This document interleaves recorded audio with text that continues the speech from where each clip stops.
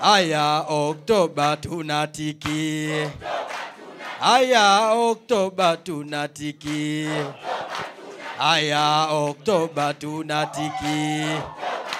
Haya Oktoba tunatiki. Chama cha Mapinduzi tumeshazindua ilani. Hakuna chama chingine chochote mlichokisikia kimezindua ilani. Uongo. Kwamba hawakuwa wamejipanga kuongoza taifa hili au nchi hii. Sisi tumeanza na nataka nikuhakikishieni mengine watakopi na kupesti katika ilani zao. Na ilani sisi tumezindua muone kwamba Chama cha Mapinduzi tumejipanga na tumejidhatiti kuendelea kuongoza nchi na taifa na kuliletea maendeleo. Lakini wenzetu wengine wamejipanga kufanya hayo mambo ambayo nimekuambieni. Nikuombeni sana ndugu zangu wa Katavi, Mpanda, Tanganyika na Mlele. Tuendelee kutunza amani, umoja na mshikamano. Lakini na unapofika mwezi wa Oktoba, nyote mnajua katiba ya Jamhuri inatuambia tunapiga kura kila baada ya miaka 5.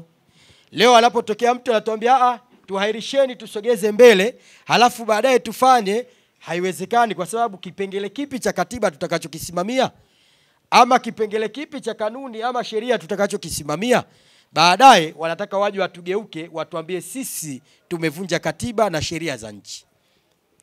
Chama cha Mapinduzi hatuko tayari kuvunja katiba na sheria ya nchi. Oktoba tunatiki.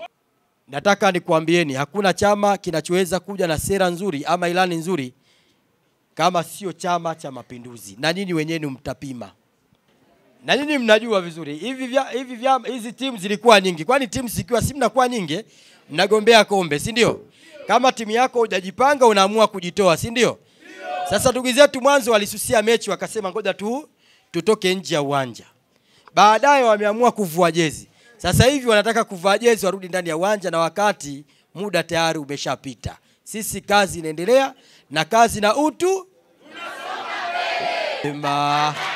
Haya tazama kule Sudani. Wimba. Haya turudi na pale Kongo jamaa. Umoja wa vijana kila kitu tunafanya katika mfumo wa strategies, mkakati.